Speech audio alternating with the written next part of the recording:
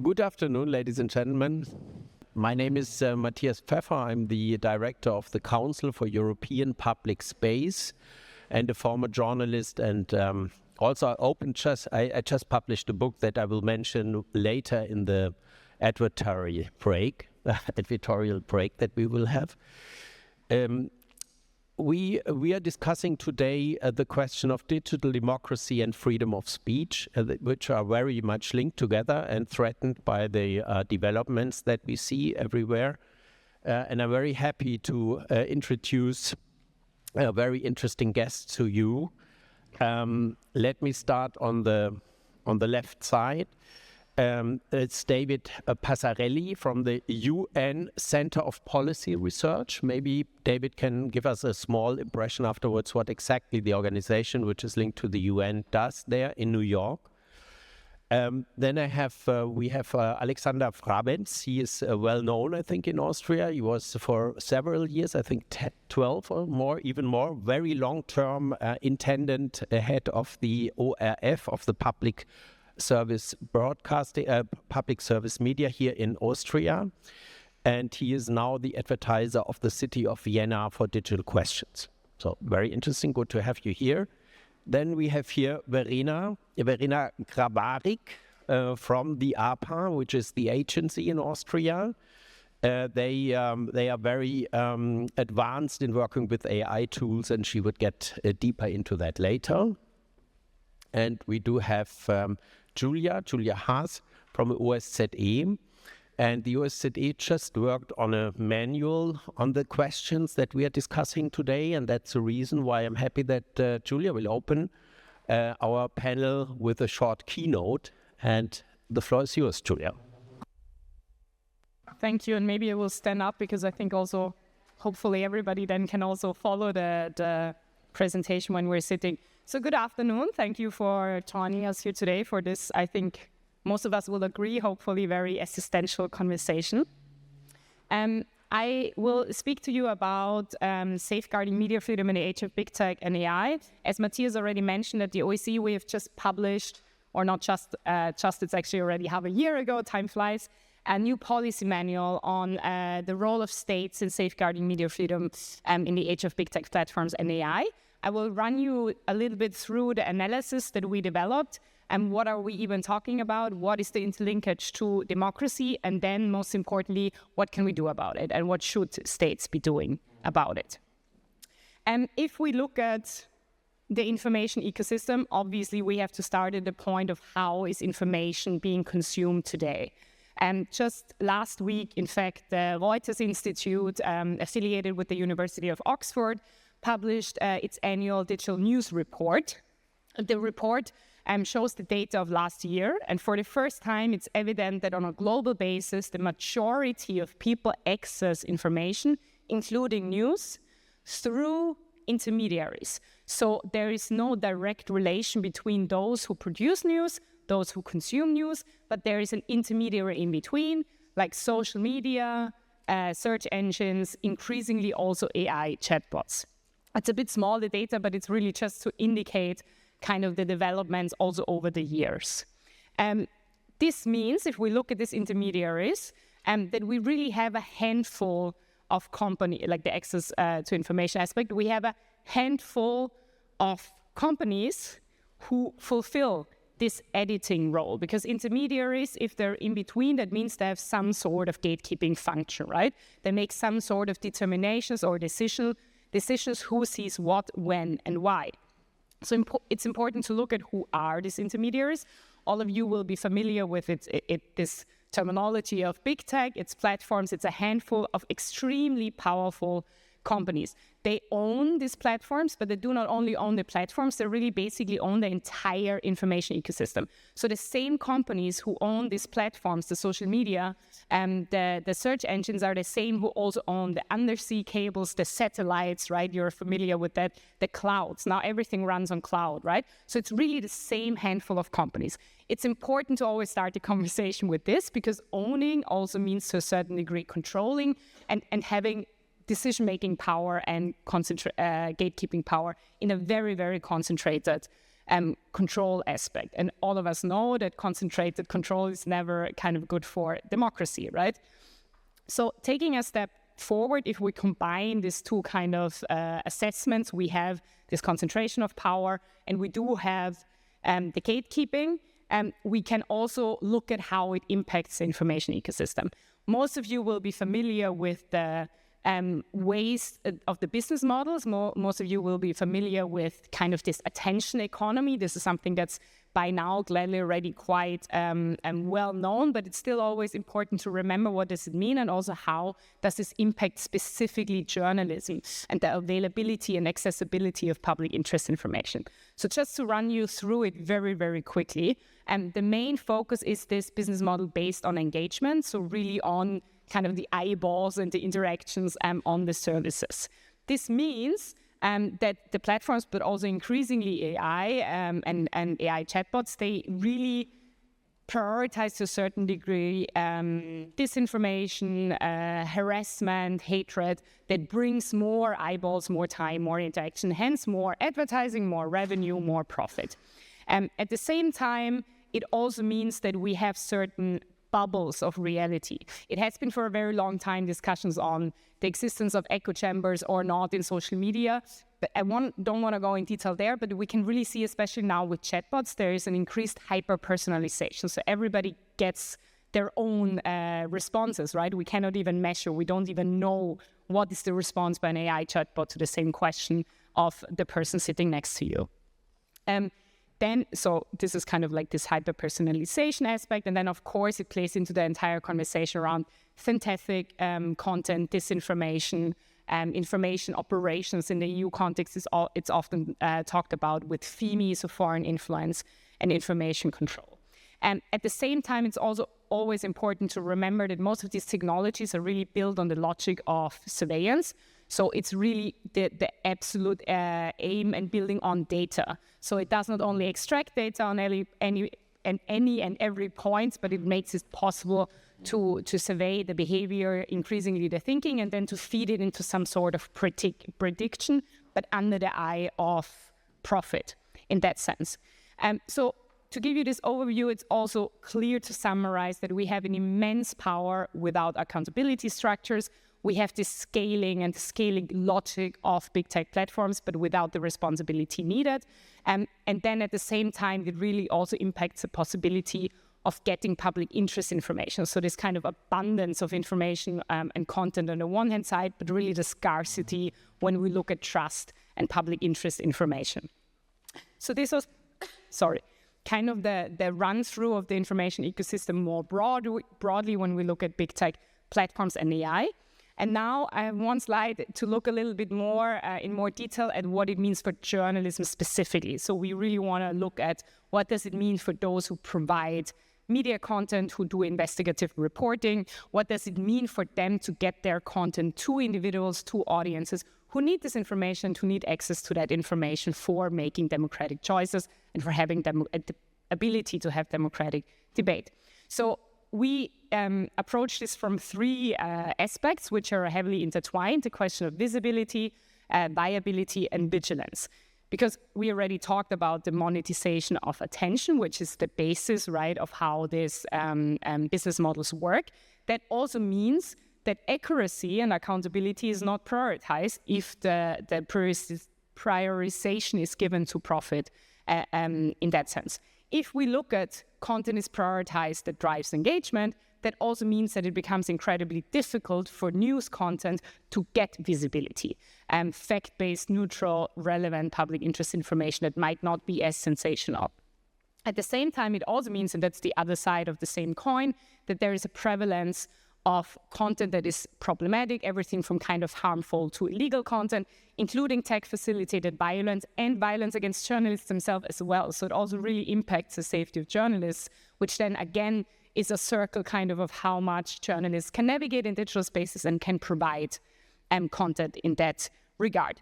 It's also important to see how this is interlinked to viability and financial questions, because in the logic of particularly platforms, there is the link of financial remuneration to visibility. So if there is less visibility, that also impacts the viability angle.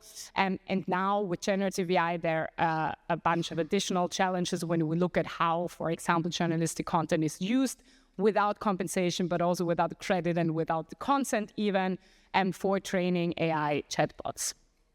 So this platform architecture really creates dependencies and power asymmetries that, especially taken together, undermine media freedom and thereby also democracy and more broadly security.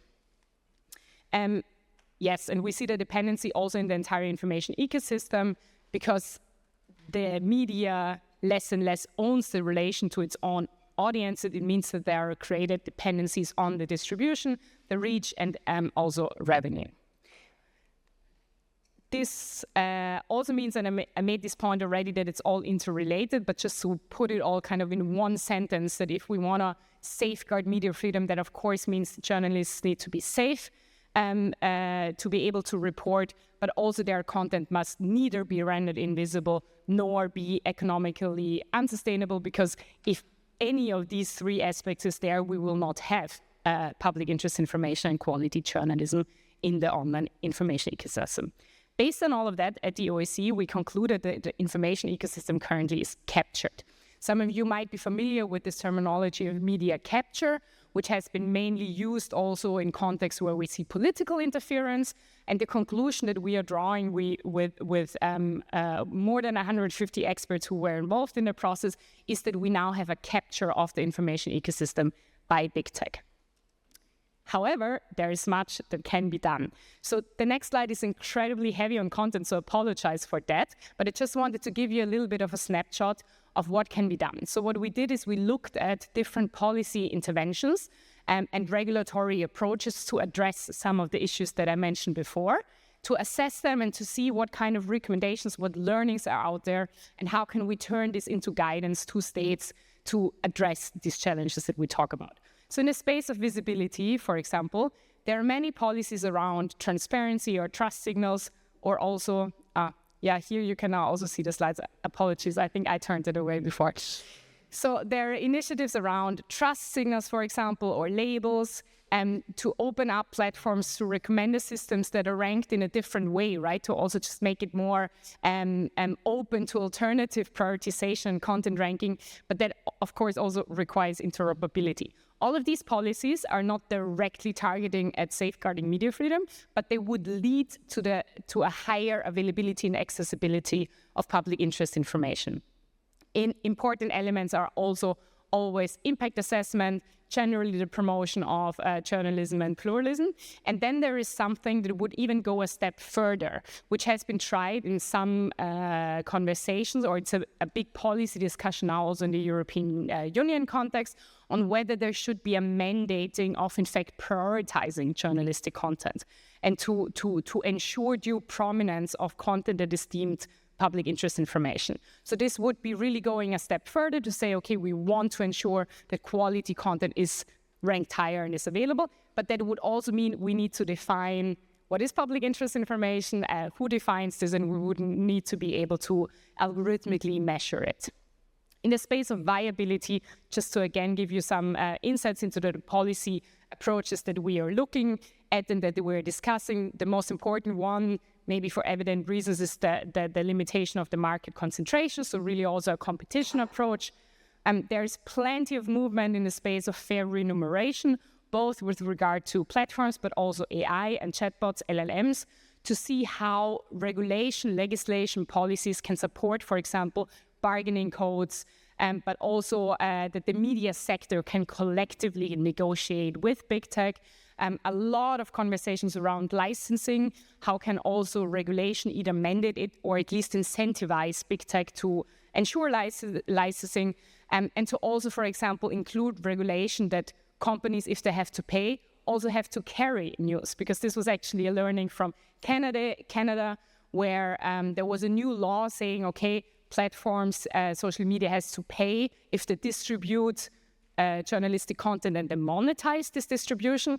So Meta just said, okay, we are not going to show any journalism anymore, which is of course not the solution we want to get to, and also shows really the power that these companies have. Another interesting aspect is how to incentivize text and advertising this sector. And there's in fact a very good practice example from Austria that we also highlight in the book, because we do have a digital levy here, a digital tax for advertising, where the revenue gained through that can also be directly spent for journalistic support. In the space of vigilance, we look at measures for safety of journalists, so how specific features and also technical intervention can support and better protect journalists online. And there are plenty of issues in the design, so really questions on how to integrate safety by design principles, both from the prevention side as well as the proactive side, issues like escalation channels or even just more user control, and then also how technical interventions such as friction can support something. Also here again, labels come into the conversation, demonetization particularly of disinformation, hatred, and again, the question of what is being prioritized and for what reasons. Especially here in the conversation around safety of journalists is also really an important conclusion to focus on multi-stakeholder and collaborative support.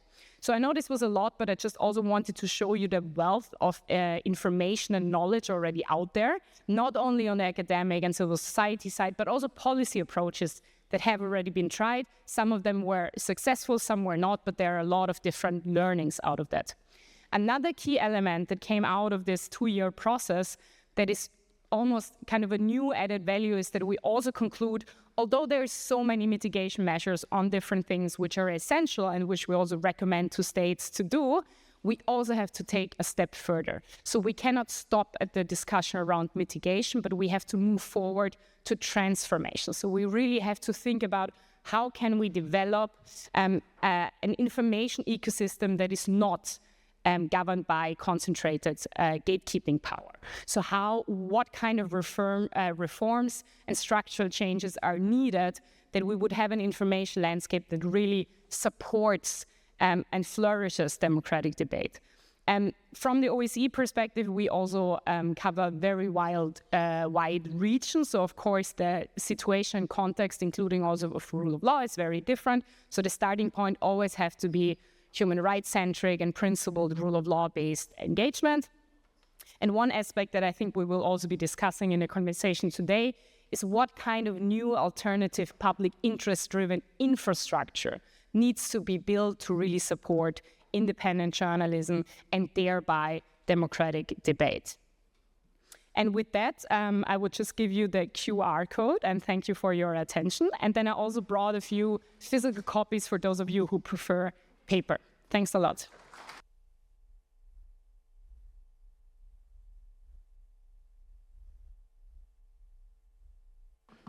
Thank you very much, Julia, for that insight in this very fresh work and very important work, I think, that you did there.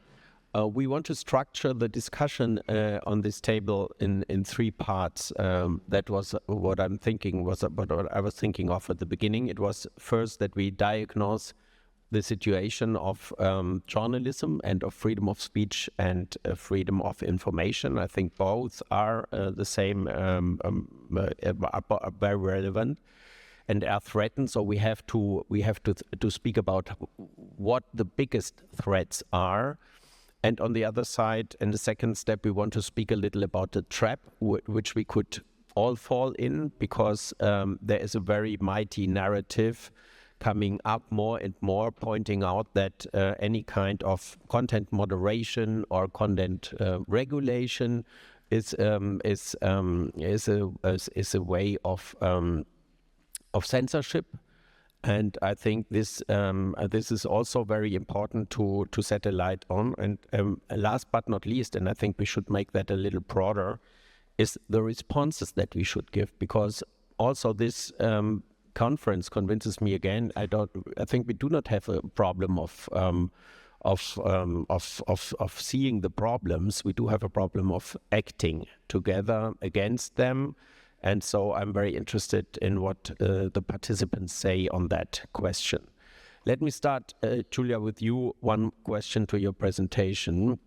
What would be the one finding in your research that on the one hand maybe should worry the people in the room the most, and on the other side, what would be the strongest recommendation that was the outcome of this work? I thought this is the closing question, and I still have time to think about it.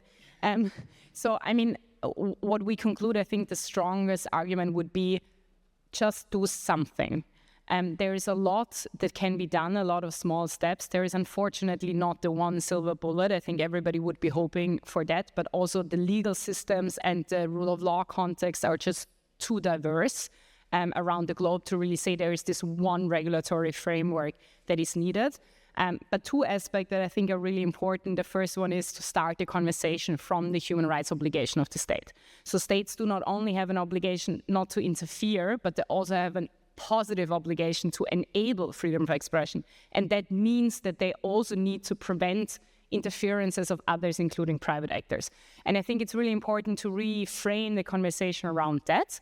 And then it needs to be broken down into what does it mean for a specific context, but to really look at, like, you don't need to start, or no one needs to start at scratch, right? There's a lot of thinking expertise and approaches already out there that we can learn from, where we can work collectively to improve the situation.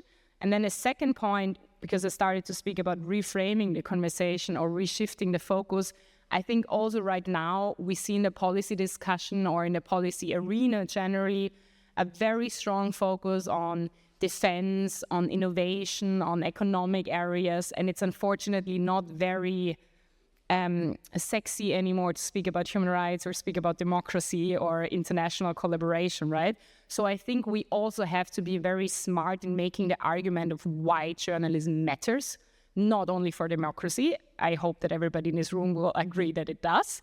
But it also matters for human security. It matters for economic growth. It matters for investment. So I think we also have to be very smart around making the argument for political change and policy investment. Thank you very, very much. Yes, positive methods of states, and let's make democracy sexy again. I think that's very interesting. But maybe we start with thinking of why is proper information and the access of proper information, also a fundamental right, by the way, in Europe, so important for democracy, because it's very simple. It's also important for everyone in his daily life as an autonomous person. If you don't have a proper information, you cannot do a free decision.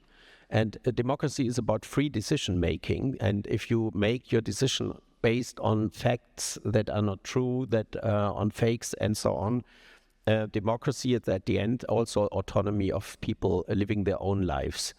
Verena, you work as a journalist or in a journalistic house in the APA. You also already work with AI, and we discuss here the threats through a special usage of AI, maybe also a little bit later, but I want to introduce to you the question, what is the role of media in the future in your view? We heard in the presentation that the role of intermediarities is growing. So I would say the infrastructure is more important today than the media. The infrastructure is the message, so to say, with Marshall McLuhan a little bit. What is your thinking about the future of media in this ecosystem that is led by digital infrastructures? Good question. I think there are some sides to it. I work for a news agency, and news agencies are often providers in a B2B environment. So we do not have a website where you can access all the news we produce. You cannot see all the pictures we send out every day. We are in some way behind those who publish the news. But if we don't get the facts right, if we don't have the right pictures, if we don't care that no one pollutes the wire, then we have disinformation at a scale. And therefore, I think news agencies are now finding as a kind of new role and a new effort what we can do in an environment that is highly now in some way floated with AI-generated or synthetic media. There was an incident in the German market where fake videos and pictures from Iran entered this trusted wire infrastructure by some partners. And if, on the one hand, and this is an international and global wire system where everyone has to rely on the other, that he gets his stuff in the content cycle right. So if there is a problem, then the problem is on the whole world. And we gathered around to have a look at these problems today and say, okay, we have to wake up also on our side and build groups where we are more interconnected and talk more to each other what we see and what the problems are. So this is a thing that is really happening right now because all the things happened. The role of media for me is on two sides. Maybe, and this is maybe not the future we want to head to, we are the ones who fill the machines with the right stuff. Media don't want to see themselves as this function, but maybe this is one of a possible kind of scenario in the future. So when media negotiates with Google, with Meta, with Perplexity and all the others, then they get in this business. They get in the business to fill the machines. A scientist who is a scientist in residence for some months with us said, okay, journalism is trying to get themselves flat, to fill and feed the machines. Do we want to have this future? I think we can discuss. But for me, this is not the future I want to head to. For me, the future is more in finding new roles for media companies to build these safe spaces, these safe digital and online spaces to get into the discussion for the people in their regions, in their countries, and find this role in a much more interconnected way with their audiences. Thank you. Maybe, Alexander, you have been head of ORF, of a public service media company for several years, and in this time I think all these problems already arise and you were already struggling with that, and now we live in a time where public service media is much more under pressure than ever before, also because it's losing political support on the one side, and it's losing the direct link to its visitors through these intermediaries, I would say. Wouldn't that be a good moment to reinvent public service media, because it was just built for situations like that? However, it's even more dramatic than also Julia has said it. Actually, we are talking about which role media should play in the new world of the platforms, and in reality, it's the fact which media will exist in 5 to 10 years from now. And the challenges which were arising from the Google world and then from the social media world will be much smaller if you will see what will happen in the AI world, because the AI world, also dominated by the platforms, will take the advertising, which is just now taken by the platforms by maybe 70%, and it will take it within 5 years maybe to 95%, which means advertising will not be more a source of finance for media. It will take the audience, because the chatbots, we're just seeing the first ones, and you see how low the line was chatbot used for information, but I think it will go up in a dramatic way, we can be sure about.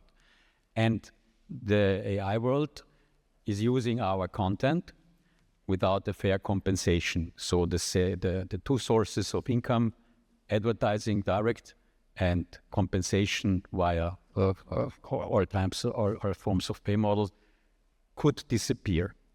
So this is the dramatic question we have to pose, and it's the same for the public service as for the mixed finance, as for the private media, because it will challenge the whole system. And in Austria, we see it. ORF has a license fee, okay, quite a stable source of income. And in Germany, the public service broadcasters have it. However, if the private media go down, then they have no good feeling, so to say, if there is one sector who has a more stable situation. So I think, first of all, before we go all into these details, I think it's not so much how we preserve freedom of speech, but it's also the question of how to preserve press freedom. And the precondition for press freedom is that there is press or media which can transport it. So, but I have also some positive elements, but I just wanted later. Let's discuss that later, yeah. But I think it's important to have a clear picture what could happen to media. Yeah, I thank you very much. I absolutely agree, and I think we should have this very, very clear and critical view. But just one more question to you. I mean, the situation of public service media is critical, and what we read now, for example, look at the BBC. I think there's a former Google manager taking over, asked what is the future of public service media. He says, okay, let's play out more on the platforms where the people are. Because the people, as the Reuters research showed, they go more and more to the platforms, to the internet, to their devices and so on. They don't receive it anymore over broadcast signal. So is that a way to manage this crisis? And I'm wondering also, you mentioned our role is not to feed the machines, but the public service media doesn't even get paid for that. They give it for free. I know that's in Germany the case. And they are very keen to feed YouTube with every minute because they think, oh, the young people are there, we have to reach them. They don't get money. They deliver quality content which would not be there. It would be a complete trash engine if the public service media and the serious media would not be there. So they shift the data power and the economic power because they are not even paid. So why do they do that? And why don't they ask for a separate infrastructure to reach the people in the future? I was very reluctant during my quite long time to use the platforms to transport our content. And we managed it in Austria quite well to have a #1 website for news in Austria, ORF Online. And of course, we have some troubles then with the publishers because they say this is their prerogative. However, we did it. And the second, what we tried is to make also a content platform for the streaming, and also tried, but not very successful. This we also did on a national level successful. So people come to our streaming platform and find our content there in the most convenient way.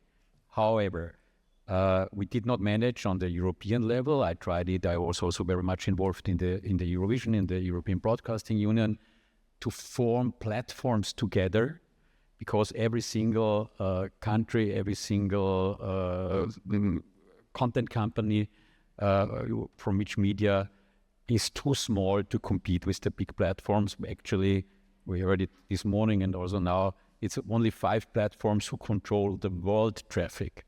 So not to go there is really where 90% of the audiences also are.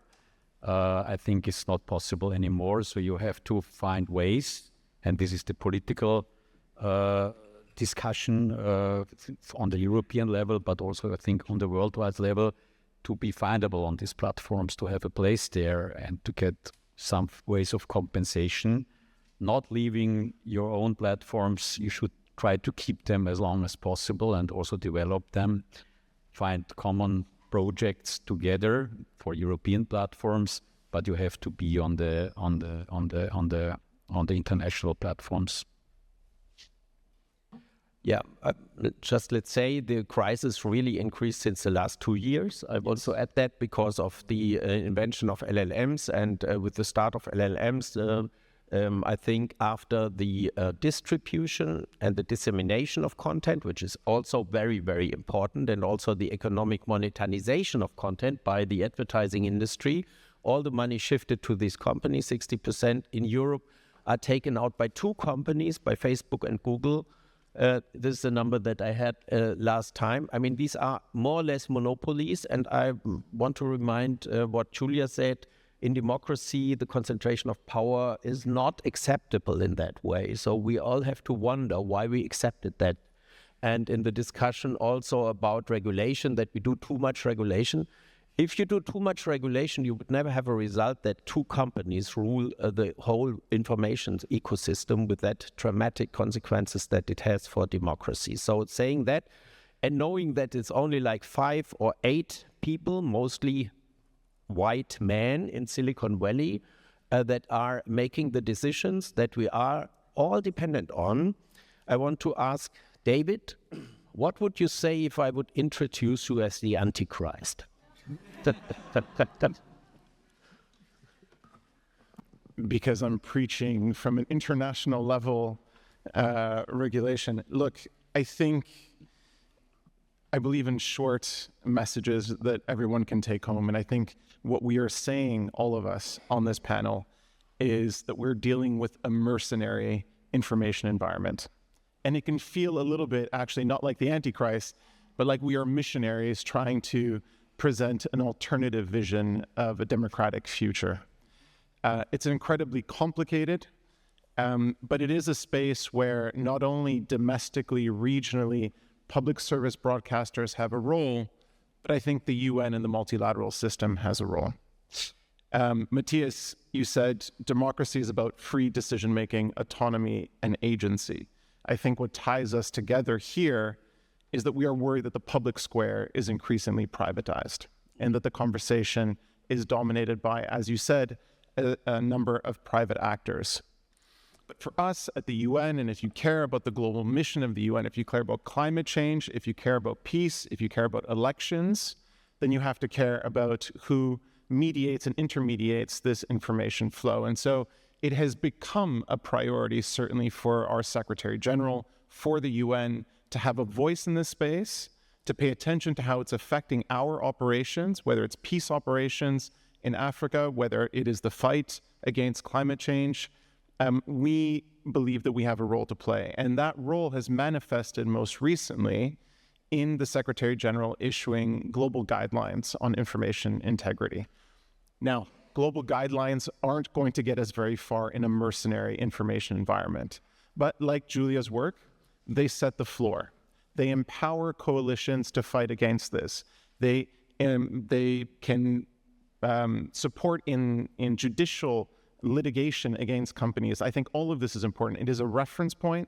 It is a framework that gets us further ahead. So we talk about national legislation, national laws, regional regulation. I think the global discourse, the global norms that the UN is now advancing are incredibly important. I think we're at a unique moment where we have the UN principles. We've seen the COP30 declaration take on information integrity and incorporate it for the first time in climate governance. We've seen at the Paris Peace Forum, a coalition of governments also come together around this idea. So yes, it's a mercenary environment. It's a difficult environment, and the trend is not favorable, but it is also true that we are putting forward coalitions and regulations and frameworks that are helping us in this fight. So not the Antichrist, but certainly a missionary. Just for everyone in the room, the Antichrist was not my invention. It is one of these mighty people and rich people. His name is Peter Thiel. He's traveling around in the world, and he's very often visiting Austria in this case, because he wants to find out about the Antichrist, and because he is convinced that the apocalypse will come. and that the Antichrist, one of the Antichrists that he identified so far is the UN. So that was the background. We don't have, unfortunately, here someone from the EU. This is the other Antichrist. So there are several suspects in the field now there. No, but it is very serious. Why is the UN the Antichrist for these people? Because any kind of regulation and of lawmaking with binding rules for them, they will not accept. That's their agenda. And we have to face that this agenda is really very fundamental, that they try to now influence also politics around the world, not only in the US, where they succeeded so far for the moment, is really a tremendous step. And this is not only about discussions of technology or of the media sector or of democracy in general. It is really an existential threat, in my view, and we really have to react to that. I mean, just a two-finger on what you just said. You mentioned Peter Thiel holding this view. This is not the view of one tech billionaire. This is the official position of a major sponsor, of a traditional major sponsor of multilateralism. The U.S. government has come out very publicly as its position that the UN has no business in global governance of technology. This is what they advocate for. So it's not just a radical position of one individual. No. It is something that we are contending with in the multilateral space at the moment, at a time when the UN is trying to have a voice on AI, data governance. We have a real headwind that we're trying to confront. Absolutely. And maybe, Julia, from your side, because it's not only the UN trying to fight that, also the OSCE and also the EU, nobody's here, but also the Europeans are maybe one of the actors that can make a difference now. What is your view on the chances that in this situation other regions of the world have to resist this? Because the major technology is developed now in the US. I mean, I don't want to name all the numbers or bring them all forward. I think there's now 2 billion investments in ChatGPT or in general in LLMs. Anthropic is already more or less 1 billion. I mean, the most richest companies and powerful companies in the world are all digital companies, and they are located in Silicon Valley.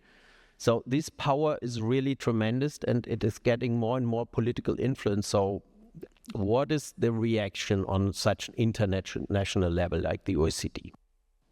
Yes, thanks for that. I want to reflect on a few things. I mean, first of all, I think you mentioned there's this, like, why do we accept this concentration of power if normally in a democratic system we have rules and understanding around it? It's the same of, we already discussed AI or large language models are largely built on stolen content, right? This is the biggest theft we have ever seen in history of anything. Why do we accept it? Like in any other sector, you would not assume it's just okay to go into a supermarket and take whatever you want, right? Just because you are from a specific sector or from a specific region. So I think somehow this resistance of regulatory control that you refer to somehow managed to take over the public conversation around technology governance.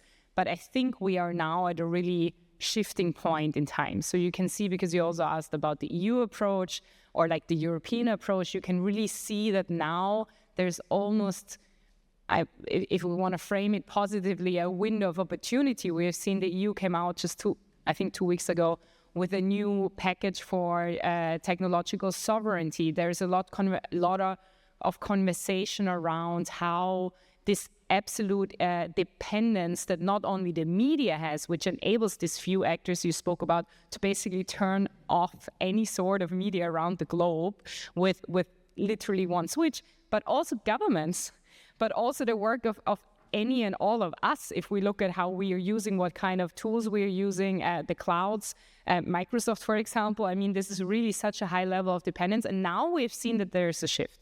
And I think it is because for a very long time, the call for globalization has also led to this understanding: as long as we're using technology from partners, from allies, there is no risk.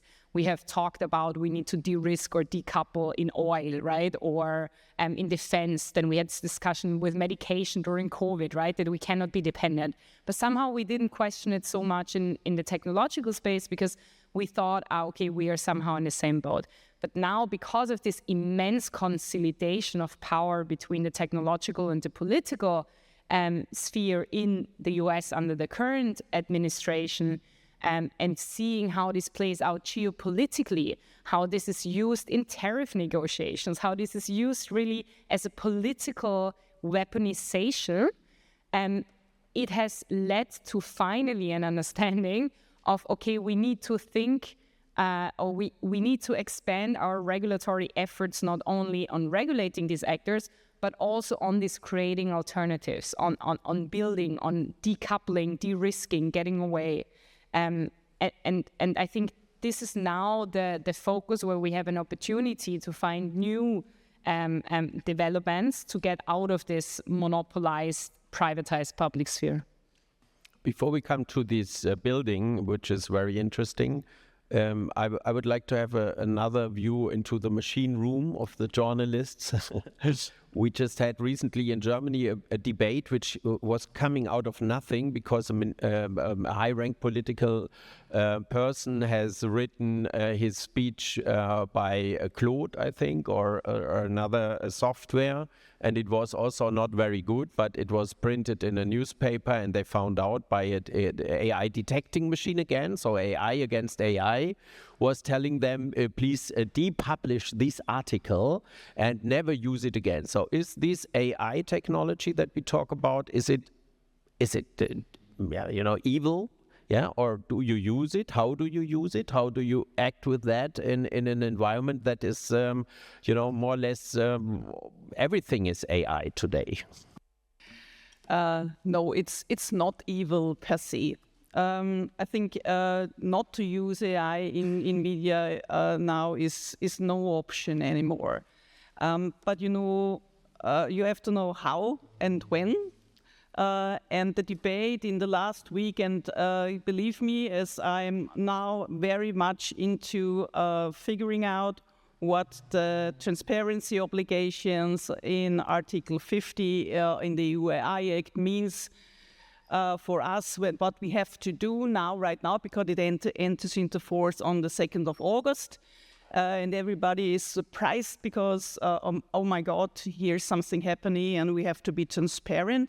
There is a big debate, and so when this discussion came into the flow, and a lot of wise men and women give their opinion on it, and the conclusion for me on the sideline was, okay, there has not been a lot of dialogue around all these topics and what it means for journalism. And now everybody's getting to the table and starts the discussion. So I'm hopeful. It's very good we start the discussion, but we have to be aware that it's a tool we can use in many cases, but not for all. So APA has strong guidelines when to use, and we have agreed that it was in our editorial services, because somebody has to provide what really has happened and have the picture with the microphone on it, even if it doesn't look very nice. The others can then alterate and do with AI, but not we. So this is our role. But we support, we also have press distribution networks, and we support others, our partners, when they want to do it. And they have to be now transparent about it. And we yesterday had a discussion with a lot of people in APA where we said, okay, we enter now a world we will have to all to be in the professional sphere. We have to be in a circle of trust. If we don't trust us another anymore, that you make your transparency obligations, I can't take your content, your pictures anymore to distribute them. And The problem with this transparency obligation is that the EU came up with a lot of ideas around that. The idea of the deep fake, so everybody in the room is familiar with the idea of the deep fake, but it might be not the idea the EU has. And so we are now a little bit in a sort of bubble where we don't understand each other anymore when we take about the threats that are coming upon us. So because the deep fake, as the EU thinks, has nothing to do with deception. It is something that could be real. And within our world, I think a lot of people in this room have ever looked on the word of deepfake as it is something that is meant to deceive you, and a lot of effort in the journalistic area goes into counterfeit these forms, these harmful forms that are out there. But now, and I think the world in August will a little bit change, because we now see all sorts of deepfakes around there. The deepfakes that are harmful, the deepfakes that are labeled, the deepfakes that are from the advertising industry, from the media industry, from press publishers, and so on. As we now see, we are exposed now to all these AI-labeled content, and I think we can agree on it that the ones who want to harm us, they won't label this content. But will you label it? So is there an agreement in the Yes. in the agency world, so to say, to label it in the Yes. future? We will label it. However, I think the media world will change so dramatically, and I think in 3 or 4 years, no media will exist without working in all their products with AI. And this is also, look at the video. Yeah, of course, at the moment, in Austria we have a video. Look it up. It's on I don't know 1.5 million viewers. It's called Austria 30 years ago, and is about that we would win the world championship, and in the final against Germany, and then look back in 30 years, the players, everybody who attended this, to how Austria changed after we won this world championship, and it's made so really good. Of course, immediately you realize that it is fake news, but it's a modern form of entertainment. Yeah, so it's really the world will change, and I think it's a chance for the media to make AI products or products with AI, which are where it is clear that our values are shared and transported and are in competition with AI products which are not. Yeah, and this I think this is important, and I think that will change a lot. Of course, it's a lot about regulation, as you mentioned before. Yeah, and it is on a European level, and it's not only freedom of speech and freedom of media, but also freedom to make politics. For example, I had some talks of people who are Europeans involved in the execution of the Digital Services Act. They do not get visa for the United States at the moment. Yeah? They are treated like they would come from a terrorist organization, although they are coming from the EU or the Austrian government. And this is what you said, that I hope you get no problems, that you have this close combination about one of the two world powers with all the leaders, and sitting them together. If you saw this at the G7, when did you see the world leaders? I think they never in history sat together with the biggest media people in a room and discussing with them, what can we do for you, etc. And there you saw this close combination. But again, I think it's these things we have to use them we have to do them to use them in a good and proper way, but we cannot avoid it. But therefore we have to control them. So there was one intervention from the audience, or even two, and I'm happy to open up for the discussion earlier than we intended to do. But if there's just an invite, do we have a microphone here? Is there a microphone, or just let me say? Speaking out loud. Yeah, speak out loud. Definitely. Yeah. Especially first. Okay. Hi, thanks for the very interesting podium. As was mentioned in the beginning, I think we should focus on alternatives and on solution, as this was Katja's aim as well, to speak at this year's venue about alternatives. And I think especially when we speak about freedom of speech and public service media, I think from a European perspective, as we can see that public service media got captured not only in Bulgaria or in Czech Republic, we should emphasize the relevance of others doing quality journalism. For example, in Austria, we have the so-called non-commercial broadcasters who also doing quality journalism and need public funding, and that should be a policy demand, I think, as well.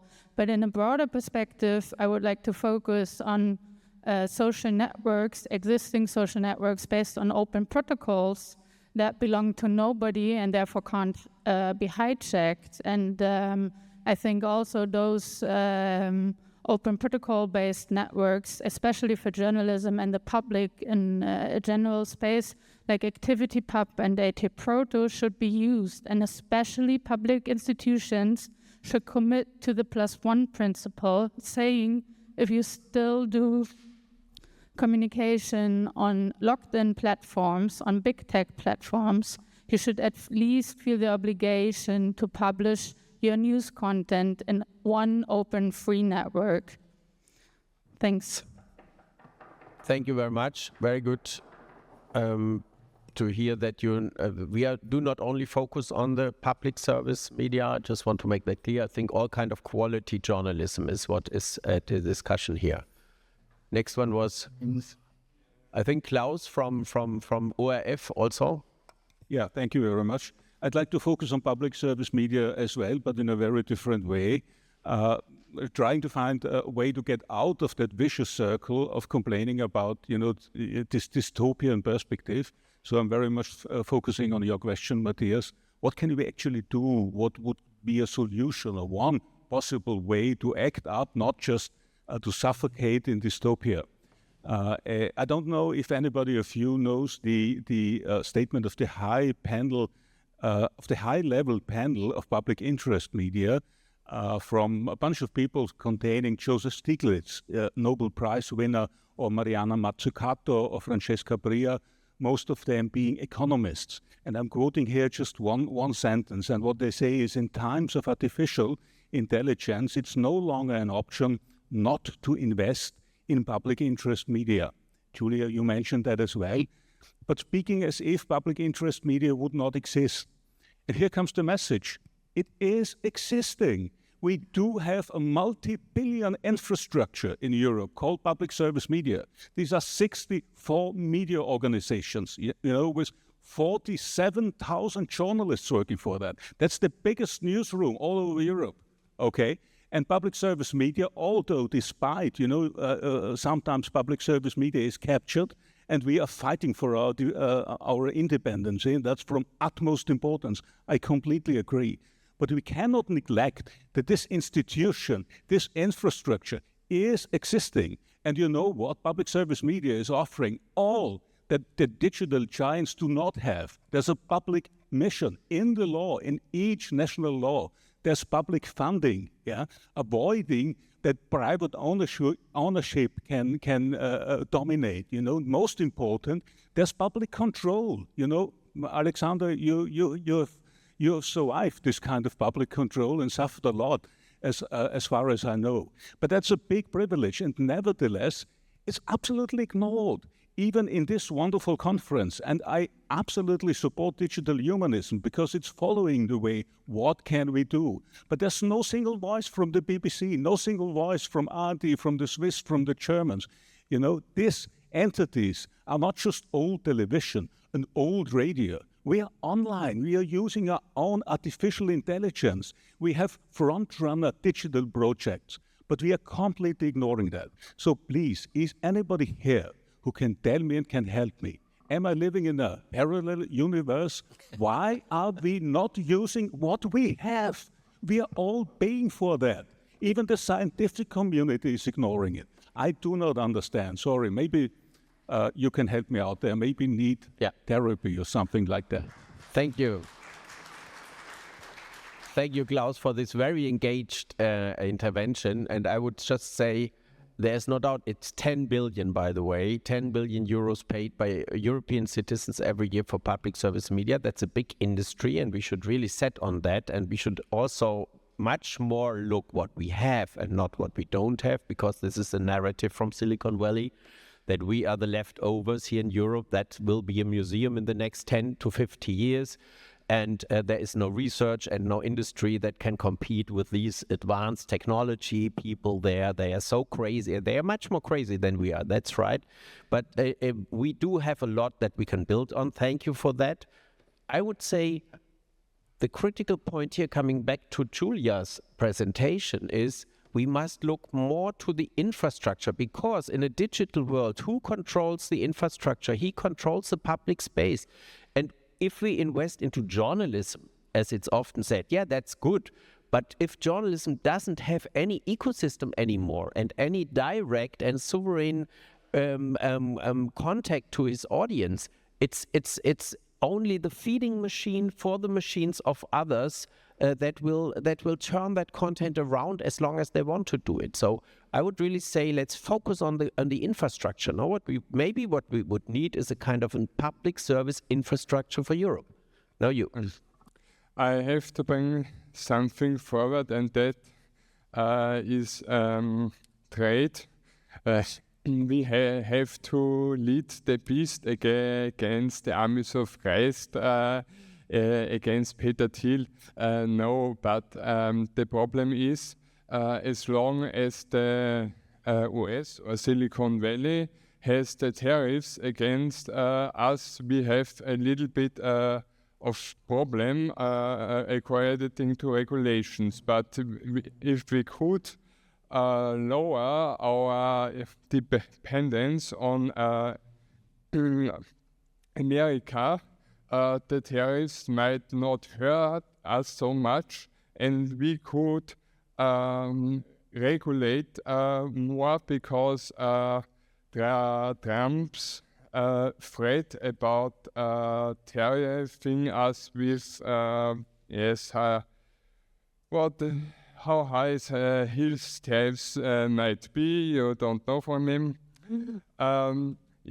That wouldn't be as efficient, and we could regulate fake news better. We could regulate other things better. Also work against this techno-oligarchy, because we could set other regulations for Google, for Twitter, for Facebook than in the US are, and so on.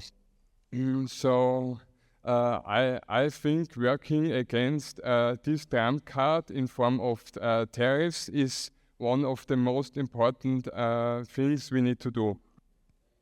I think a lot of people in the room, especially here, agree, and we have to work more, that this is also a very major public opinion. David, I just want to ask you, because you also mentioned America now and the Silicon Valley. You work for an organization that is not so very much liked in the Silicon Valley, but you live also in America. How is it to be there in a country where even the White House is presenting one AI fake picture after the other, and also stories that are not really true? So is that a kind of a revolution that you think America, as the oldest democracy or in the Western world, is in, or is there already a pushback that people see? It's a complicated place for the UN to be. Certainly, I mean, look, I think it's difficult to witness the shift in tone with our American colleagues and partners. They were a major sponsor of the Sustainable Development Agenda. They were a major sponsor of the rules-based order, of multilateral cooperation, of international approaches to global challenges and global public goods. What we are seeing now is a multilateral or foreign policy doctrine that is centered on national interest. And that means largely looking at global public good delivery, and I think information integrity is a global public good, looking at it through a national lens. And it's complicated, the conversation with European allies and with other partners at the UN. And it's caused everyone to rethink how to engage constructively with this new foreign policy doctrine. What is also interesting is the disjuncture with other foreign policy doctrines that are emerging. We've heard Mark Carney at Davos talk about a rupture of the old world order, values-based realism, needing to forge new partnerships with middle powers and alliances. Everyone is looking for an ally now because they feel that they've lost an ally. Last week, China released a global governance white paper, I'm not sure if you've seen it, which recommitted China in a very big way to global governance and multilateralism and many of these projects that we are talking about. And it's a complicated landscape. It's a landscape that has shifted enormously. So yes, difficult. I think the Secretary General, I think it's important to try to find common ground. I think common ground may still be possible on some of these issues. The Americans are still very much engaged in some aspects of the UN's work. But in this space, in data governance, digital architecture governance, AI governance, these are complicated spaces for discussion with our American partners. And I should say that domestically, because part of your question is domestic, the American government tried to establish an office for information integrity, and it failed after 10 months. They closed it because it was criticized for censorship, for political censorship nationally. So they have their own national challenges when it comes to this agenda. It's not just a challenging foreign policy doctrine pivot. Internally within the country, they are struggling to understand what their stance should be at a national level on information integrity.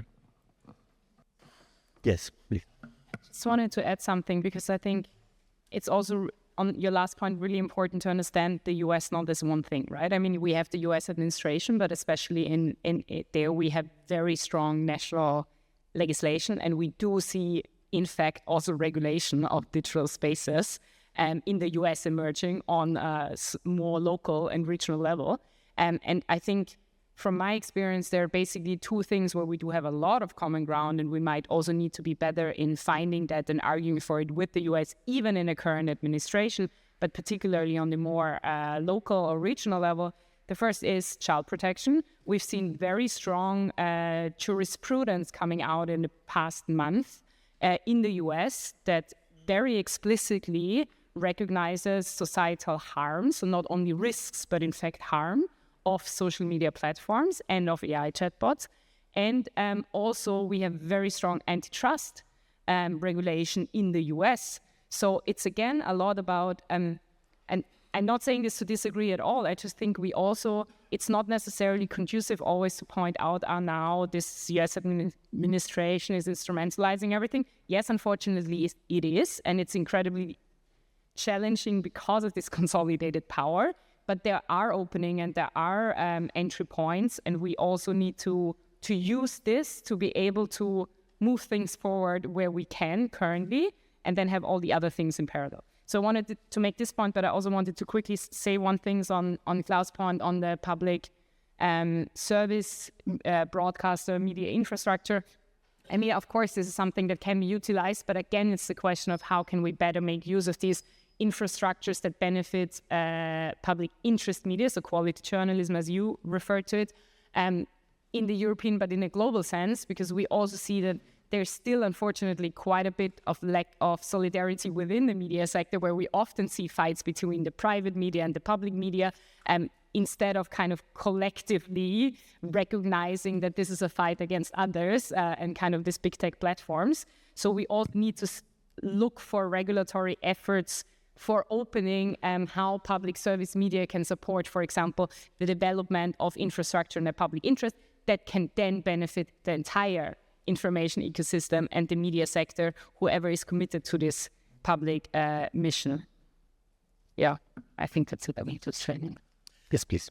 I have a question concerning education. We didn't talk about education a lot, and I know it's a long-term topic, which is very hard to tackle, but we discussed it 20 years ago in terms of media education. If we would have started 20 years ago, we would be maybe better off today. So my question is not delegating education to the education system, but couldn't media and journalism do more in terms of education? If I look back, I remember Die Sendung mit der Maus, and I still remember some production processes 30 years later, or PBS doing Sesame Street with some really highly educating content. Couldn't we educate more from journalism or from public institutions? So maybe in 10 or 20 years, we're better off than today's status quo? Maybe a cast that if or dated.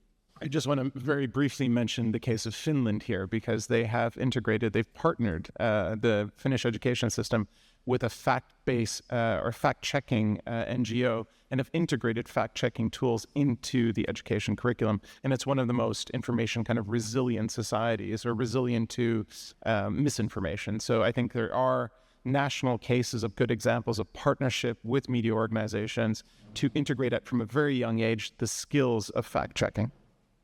Thank you. And Finland is always on the top of the rankings of education.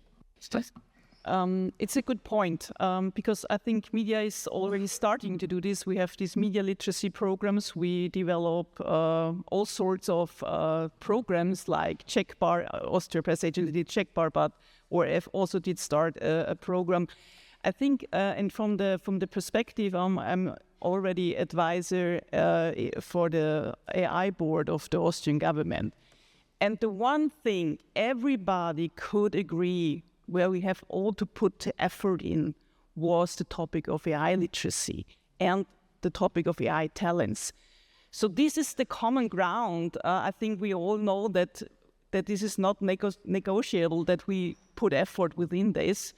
And yesterday in Germany, there was a report who did some kind of steps from the age of 1 to 3, how AI could be introduced on these small age levels and how it can be tackled. And I think this is something we can do, but not only in the AI topic, but because we should also concentrate what we can do without it. And there is a lot of to do and a lot of things where media can really do good things on every level, not only the national broadcasters, but all other media companies. And as they recognize themselves as some as national infrastructure, but others as a regional infrastructure, I think this is something that will be much more seen in the next few months.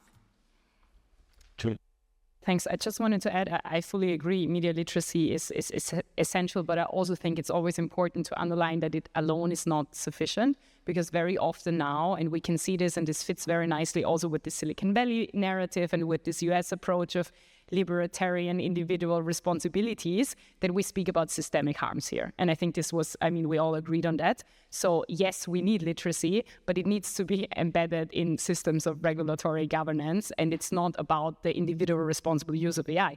Also, yes, but it needs to also entail this component of literacy to be able to understand how it works, what is the context, and to empower people to then ask for change or develop alternatives, right? And I have the feeling that unfortunately now the second aspect is very often maybe also intentionally left out, because the easy way is to, we just all have to responsibly and ethically use AI and our problems are solved. But that cannot be the solution. But it is essential, indeed. That the media world is changing so fast, which media world you should make known better in the school.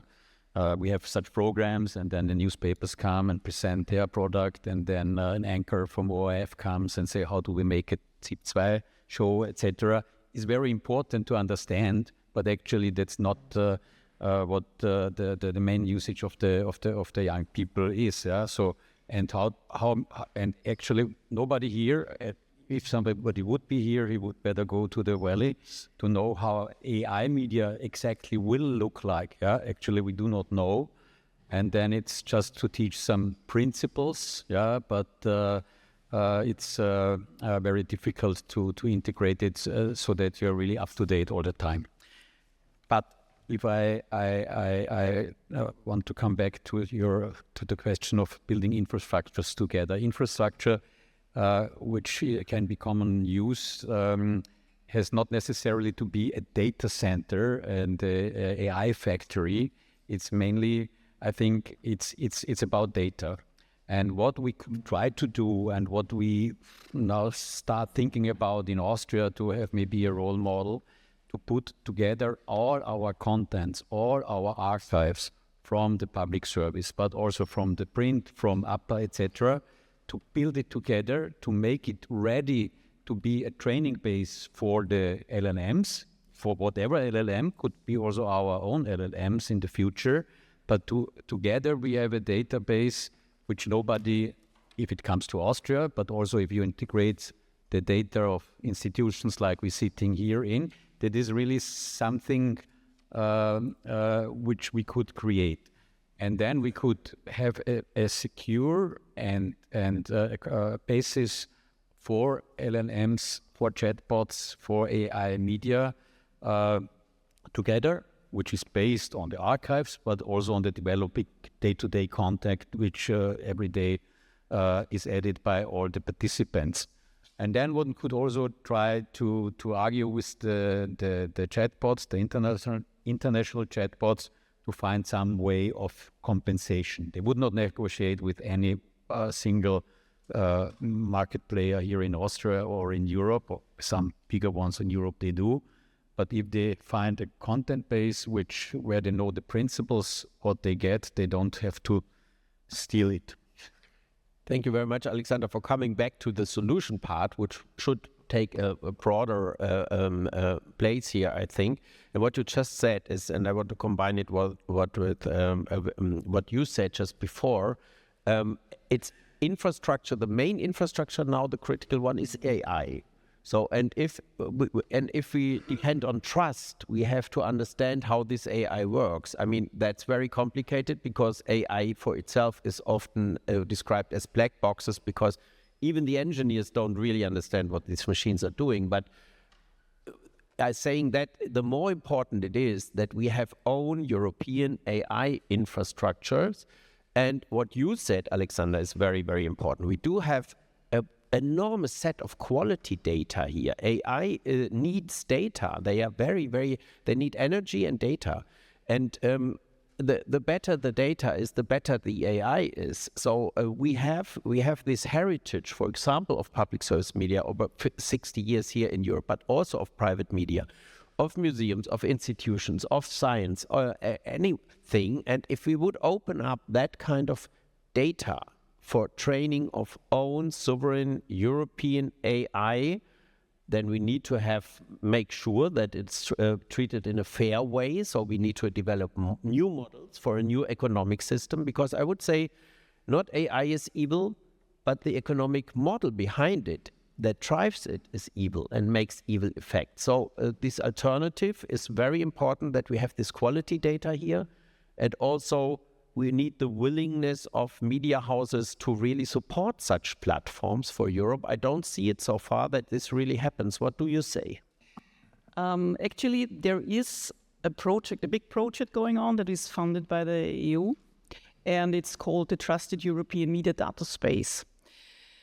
I think the willing or the principles behind this are very, for someone in the media, a little bit complicated because we don't think in data spaces and data hubs. There is a way, but I think there's not only this foundational model and the model where the data is all aggregated. We also have to think about what is the product then. Because if we don't get it out, if we only have the data pooled and nobody's thinking about the product, then it would be an effort where we only can go to the AI companies and say, okay, here is the data, let's make the product and you make the product. And I don't think that this is the only way we should think about that. I want to make one point because it's for me I was very impressed by a court decision in Munich, and they were the first who said, okay, an AI overview that gives false claims is not acceptable. And this was the day when I read this court decision. It said, okay, we should also think about that it's not the thing that we decide that we all have to suffer from this information coming from AI machines. So there is a way around the courts, and I hope this is not a court decision that will once get lost and nobody's thinking about it, because AI literacy is one measure, and I think we have to have it. But the other thing is, okay, where in the hell did we ever accept that this information is the standard? Thank you so much. I just want to mention that this is a very serious background that you just say with the court. In America, there were several approaches from Google to state that AI has a personal right. And this would be, we had the discussion today that personalization of AI and saying these are also units, that's very interesting because, no, this would mean that AI can claim the First Amendment. So that's the discussion of free speech. So if a machine says, oh, I have the right of freedom of speech, for example, also, all know what happens when Elon Musk is running an AI, and the Grok had several problems in the beginning, trying to avoid, not too often to say that he loves Hitler. But that's not acceptable. We have to draw red lines for that. These discussions, sometimes coming from the cultural fields, I think they are absolutely unacceptable. These are machines. And the persons who bring them into society are responsible for the consequences. Sorry, you had it. Sorry, just very quickly, thanks a lot. I think it's really important to be clear, so I fully agree with you, and I think we cannot even say it's problems. These were political, economic decisions by those who own it to say that chatbot should not reply to specific things. The same with hallucinations. That's also a term by the sector, right, by the industry to say, oops, this just happened, but in reality, these are calculated errors that they say people will have to find acceptable because we say, if we are 80% times correct, then that's enough. In the media, you could never accept that, right, because trust is the currency. And then I also wanted to say the point of strategic litigation is essential, because there is actually a lot of policy regulatory frameworks out there which are not as affected by geopolitical pressure maybe than regulatory approaches. And another example of something that is currently being built by the media sector itself is, for example, the Journalism Cloud Alliance, which is also a fantastic approach of saying, okay, how can the media sector itself build infrastructure that goes in line with their professional ethical standards. And one last point on this AI database, one point I wanted to jump on that you mentioned, Verena, which I find essential, is to say, once we have this collected, verified, trusted information and archive that you also refer to, and it must not go only for negotiations with the big tech, but it also needs to be, or can be, or should be discussed in parallel to be the basis for an alternative, because also the big tech and the LLMs and the chatbots, they also need journalism. They cannot survive because otherwise it will become this AI slop of AI output trained on AI input, and the entire system will break. So they actually depend on public interest information. And this is a unique selling point advantage as well. Yeah, but journalism on the mercy of big tech, I would not like to imagine that so far. Please.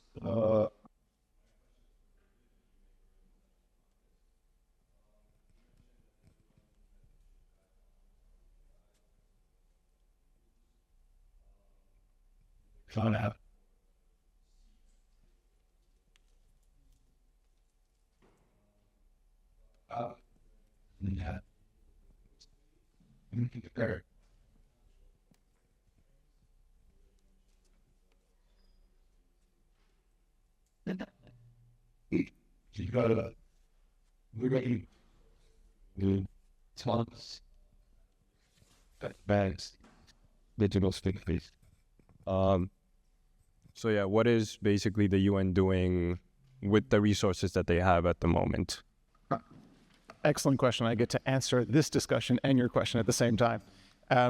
Yes, the UN is under financial pressure. Anyone who's been watching the UN this year knows that there's a UN 80 initiative that is aimed at identifying efficiencies across the organization to deal with non-payment of dues to the organization, and a general displacement of resources towards defense that would traditionally go towards aid and bilateral and international projects. So the environment in which the UN is working is a difficult one. There are states that have withdrawn from some of these organizations that are at the forefront of developing norms, rules, guidelines, supporting international cooperation and capacity building around the digital ecosystem. Case in point, and this goes to this conversation, we talk about strengthening institutions, we talk about the infrastructure around digital democracy and freedom of speech. And part of that infrastructure, and the part that they've been talking about for the last 5 minutes, is the judiciary. And how important it is to strengthen the judiciary, to understand these concepts, to understand the challenge of technology, and how then to adjudicate these cases. There is a parallel here in the climate context. There was a major initiative several years ago called Greening the Bench. The idea was to educate judges on climate science and how to adjudicate cases coming before the judiciary. It led to a massive growth in climate litigation and has pushed some really progressive legislation across the world. We have a similar effort underway right now by UNESCO, 36,000 judicial actors trained to better understand challenges from these digital developments to freedom of speech, access to information, protection of journalists, all the issues that kind of connect to this issue today. So, and UNESCO is one of those organizations that has lost some members in the last 12 months. So you understand the connection between the two. Some of these agencies are at the forefront of building the infrastructure, protecting the infrastructure needed to defend digital democracy. And yet it's also those parts of the system that are sometimes facing funding challenges where being defunded. Thank you. I think Michael was also there. We only have like a few minutes left, so please be quite short. Well, just to go back to the question of building infrastructure, because they know the spreadsheet built users always conduct the trade in machine. First, we saw that media controlled the years, broadcasting at their broadcasters. Why does it media think the intermediaries and AI guys? Yeah, very good question. I think we all have to answer that question, especially in the countries who want not to be very dependent or even more dependent than we are already in the digital field. Just want to remember that Europe has a digital dependency on 80% from US companies in the tech stack, in the so-called tech stack, from all the spheres of infrastructure, like cable, satellite, but also compute and especially in software. So if we don't want to, and there's a discussion going also on about this kill switch. I don't know if you got that, so someone sitting in somewhere and makes a decision on your complete infrastructure on electricity and everything you need for your daily life. That's not a good feeling. So I think there's no alternative for building up own capacities. And looking to the, I would really ask to give every one of you a last chance in a very short sentence to give the audience some hope. What are you working on that makes this possible? Sorry, so here, this is what we're working on. No, I think maybe my last statement would be there. I think we all agree there is a need to do something, and there's a lot that can be done that doesn't need to be big. I think sometimes we feel a bit disenfranchised because it's also complex, and they like all these narratives are owned by Silicon Valley, and they even influence the regulation from the lobby and the insane wealth and all of that. But there is a lot of things that different actors can do. We can all play a role, from the very small individual to the media organizations' choices, what they use, how they use it, what they build, to the infrastructure level, to governments, to think about this comprehensively and in this anticipatory approach. So I think we need a whole of society approach, and there is a lot that can be done, and we should be doing it.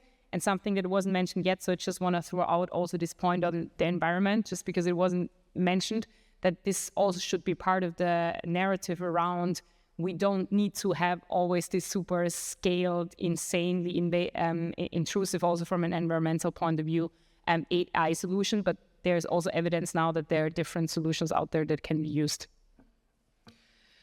What we are working on is on a European level. There we teamed up with some news agencies to build a trusted news hub. So this is the kind of data hub that is now a little bit thought about in the direction of the product. We introduced a few weeks ago our APA-to-AI strategy, so making everything ready that machines can be the consumer, not only the humans. This needs a little bit of thinking change because a lot of think now is for the user. But I think in a world where AI agents or something might be the first consumers, we also have solutions for that. So working a little bit on the background side, as we are not building public interfaces. And what I learned in projects where I was engaged, there was a very good project. It was the APA-med. It was a European project. Is that we should build the rooms for public debate. I think this is a role for media. Maybe and sometimes I think we should look to Switzerland with their direct democracy, because the media are also arranged with the direct democracy, and there we can, I think, transfer principles from there that might fill these public rooms. Thank you, Alexander. I think most important is that media can have a role, and that they know which role they could play only by working in cooperation. The public service, private, all types of media work together, find new ways to work together because it's a necessity. And then also on the governmental or national or European level, that they know that if they want media to play a role, then they have to support it. Not only discussing how to minimize the public service and not to support the private ones, but to go the contrary way. And if this works, then I think there is a lot of possibilities to develop now new AI-based products, which can be the new media, which is also, again, running on European platforms. Thank you. Very quickly, I think when we think of governance, we think, at least in the UN context, of international conventions, the hard binding laws. Governance is multi-layered. I think what Julia does is part of governance. I think building coalitions is part of governance. I think educating and integrating, strategies to understand what misinformation is part of governance. I think we take a stack approach to governance as well.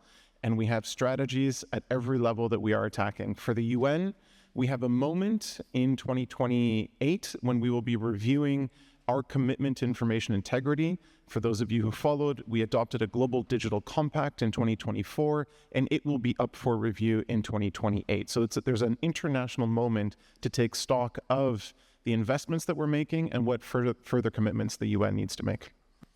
Thank you. So I just want to mention that there's also a moment in Europe. We managed with our think tank Council for European Public Space to be part of a consortium that will build now with 5 million funding from the European Commission with 14 partners, a data space that you already mentioned, a trusted European media data space, where all kind of quality content from journalists is translated into all European languages in real time. So I think that's quite a good idea. And there are much more good ideas out there. And I want to close with a quote of Mark Zuckerberg that I vary. So please move fast and build things. Thank you.